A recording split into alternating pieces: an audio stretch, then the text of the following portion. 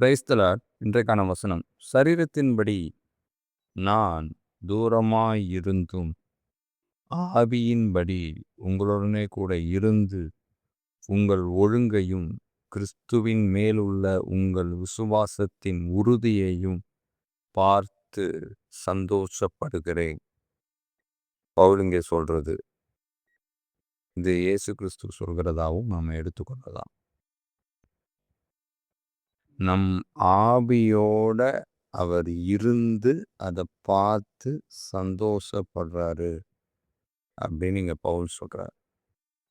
இந்த சிந்தை ஒவ்வொரு ஆவிக்குரிய ஆண்டவருடைய பிள்ளைகளுக்கு அவசியம் இருக்கக்கூடிய ஒன்று. இந்த சிந்தை இருக்கணும். உடலால வேணா பிரிந்திருக்கலாம், ஆவியில ஒரு ஒருமைப்பாடு இருக்கணும். ஆவியில குளறுபடி இருக்கக்கூடாது. ஒத்த கருத்துடையவர்களாய், ஒத்த மார்க்கத்தை உடையவர்களாய், ஒருவரே தெய்வம் என்பதில் தெளிவுடையவர்களாய், அதில் நாம் சரியானபடி இருக்கணும். அதில் எந்த கன்ஃபியூஷனுமே வரக்கூடாது. ஆண்டவர் விரும்புகிற காரியமும் இதுதான். ஆண்டவர் நம்மிடத்திலிருந்து எதிர்பார்க்கிறதும் இதுதான். ஆண்டவர் நமக்குள்ள இருந்து ஆவியானவராய் கிரியை செய்கிறதும் இதைத்தான். அதுதான் நான் சொன்னேன். பவுல் சொல்றதாவும் எடுத்துக்கொள்ளலாம். இயேசு கிறிஸ்து ஆவியானவராய் இருந்து நம்மிலே செயல்படுகிறதாயும் எடுத்துக்கொள்ளலாம் அப்படின்னு. இந்த ஒருமனப்பாடு ரொம்ப அவசியமான ஒன்றாய் ஆவிக்குரிய கிறிஸ்தவர்களுக்குள்ள இருக்கிறது. நமக்குள்ள ஒருமனப்பாடு இல்லை அப்படின்னா ஈஸியா சாத்தான் அதை உடைச்சிருவான். உடைக்கிறது மாத்திரம் இல்லை, அதன் மூலமா நம்மிடத்துல ஆத்துமாக்களை சேர விடாதபடி சிதறடிச்சிருவான். நான் வந்து உங்களை கண்டாலும் நான் வராமல் இருந்தாலும் நீங்கள் ஒரே ஆவியிலே உறுதியாய் நின்று, நான் வரேன் பார்க்குறேன் அப்படிங்கிறதெல்லாம் இல்லை. நான் வரலைனாலும் நீங்கள் ஒரே உறுதியாய் இருந்து. பவுல் சொல்கிறார் இந்த மாதிரி. அதே போல் ஏசப்பாவும் சொல்கிறார், நான் வரேன் வரலைன்றதெல்லாம் முக்கியம் இல்லை, நீங்கள் ஆனால் ஒரே ஆவியில் உறுதியாய் நிற்கணும். வரேன் வர்றது முக்கியம் இல்லை அப்படின்னா என்ன அர்த்தம்னா, அவர் மாம்சமாக நம்ம இடத்துல வெளிப்படுவார். அது ஒரு சிலருக்கு வெளிப்பட்டிருக்கிறார், தேவ மனிதர்களுக்கு, பரிசுத்தமான்களுக்கு. மற்ற அநேக நேரங்களில் அவர் சத்தமாய் வெளிப்படுகிறார், வார்த்தையாய் வெளிப்படுகிறார், உணர்வாய் வெளிப்படுகிறார், பல விதங்களில் வெளிப்படுகிறாரே தவிர அவர் மாம்சமாய் எல்லார் முன்பாகவும் தோன்றுகிறதில்லை, வெளிப்படுகிறதில்லை. அதைத்தான் இங்கே நாம் பார்க்குறோம். அதனால் நான் வரேன், மாம்சமாக தான் வரணும், அவர் வந்தாதான் அப்படின்ற எண்ணத்துக்கு நீங்கள் வராதிங்க. நீங்கள் என்ன பண்ணுங்க, ஒரே ஆவியில் உறுதியாக நில்லுங்க. அதாவது பரிசுத்த ஆவியில் உறுதியாக நில்லுங்க. அதை விட்டுட்டு அங்கே இங்கே என்ன பண்ணாதீங்க, திசை திரும்பாதீங்க.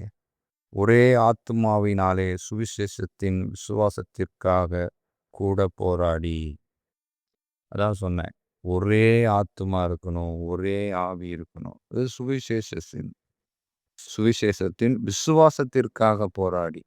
அந்த விசுவாசம் என்ன? இயேசு கிறிஸ்து. அவர்தான் சுவிசேஷமே. அவருக்காக நாம போராடணும். பவுல் சொல்றது போல, நல்ல போராட்டத்தை போராடினேன், ஓட்டத்தை முடித்தேன், விசுவாசத்தை காத்து கொண்டேன்கிறது போல போராடணும். ஏன்னா இப்ப இருக்க காலம் போராட்ட காலம். ஆண்டவருடைய அந்த சுவிசேஷத்தை அறிவிக்கிறது என்பது அவ்வளவு சுலபம் அல்ல. பல தடைகளை தாண்டி நாம் அதை அறிவிக்க வேண்டியிருக்கிறது. பல போராட்டங்களை தாண்டி நாம் அதை அறிவிக்க வேண்டியிருக்கிறது. பல இன்னல்களை கடந்து வர வேண்டியிருக்கிறது. எப்படி இருந்தாலும் சரி, ஆனா நீங்க என்ன பண்ணுங்க, ஒரே ஆவியோட, ஒரே ஆத்துமாவோட இருங்க. எதிர்க்கிறவர்களால் ஒன்றிலும் மருளாதிருக்கிறீர்கள் என்று உங்களைக் குறித்து நான் கேள்விப்படும்படி. பல பேர் நம்மள எதிர்க்கலாம். என்ன வேணா செய்யலாம். பயமுறுத்தலாம். கட்டுப்படுத்தலாம். ஒடுக்க முடியலாம். எப்படி வேணாலும் செய்யலாம். ஆனா அத பார்த்து நீங்க உங்களுடைய இந்த உரிமைய விட்டு விலகிராதீங்க. அத விட்டு ஓடிராதீங்க. அதிலே நிலைச்சிருங்க. இந்த கிறிஸ்துவின் ஆவியிலே நிலைத்திருங்க. ஆத்துமாவும் சரி, ஆவியும் சரி. அது 2மே ஒரே நிலையில இருக்கணும். அங்க மாறுபாடே இருக்கக்கூடாது அப்படின்னு ஆண்டவர் சொல்றார். எவ்விதத்திலும் நீங்கள் கிறிஸ்துவின் சுவிசேஷத்திற்கு பாத்திரராக மாத்திரம் நடந்து கொள்ளுங்கள். நீங்க நடந்து கொள்றது அது மாத்திரம்தான்.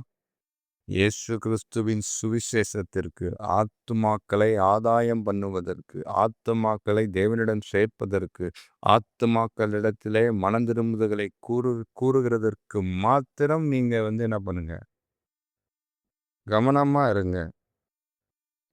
அதன்படி நடந்து கொள்ளுங்க. அதை மட்டும் செய்யுங்க. மற்றபடி எந்த ஒரு டிஸ்ட்ராக்ஷனுக்கும் இடம் கொடுக்காதீங்க. எந்த ஒரு எதிர்ப்புக்கும் பயப்படாதீங்க. எந்த ஒரு மிரட்டல் உருட்டலுக்கும் நீங்க அந்த உறுதியை விட்டு ஓடிடாதீங்க. இந்த உறுதியை விட்டு விடாதீங்க அப்படின்னு ஆண்டவர் சொல்றார்.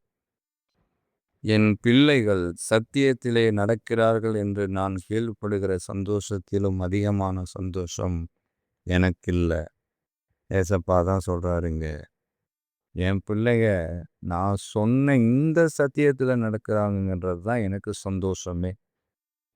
சத்தியம்ன்றது இயேசுதான். மார்க்கம்ன்றது இயேசுதான். அதே நேரத்தில் சுவிசேஷம்ங்கிறதும் இயேசுதான். இயேசுவிலே நிலைத்திருக்கிறது. ஒரே ஆவியுடன் நிலைத்திருக்கிறது. ஒரே ஆத்துமாவுடன் நிலைத்திருக்கிறது. எந்தவித எதிர்ப்புகள் வந்தாலும், எந்தவித போராட்டங்கள் வந்தாலும், மாம்சத்தினாலே பிரிந்திருந்தாலும் ஆவியிலே, கிறிஸ்துவின் ஆவியிலே பலப்பட்டு, கிறிஸ்துவின் வல்லமையிலே பலப்பட்டு, அவருடைய அந்த சத்தியத்தின்படி வாழ்கிறதையே அவர் விரும்புகிறார். ஆவிக்குரிய கிறிஸ்தவர்களிடத்துல ஆண்டவர் அதைத்தான் எதிர்பார்க்கிறார். அப்படி வாழ்கிற வாழ்க்கை சந்தோஷமானது. அதுதான் இயேசுவுக்கும் மிகுந்த சந்தோஷத்தை கொடுக்கக்கூடியது. காதுள்ளவர்கள் கேட்க கடவர்கள். ஆமென்.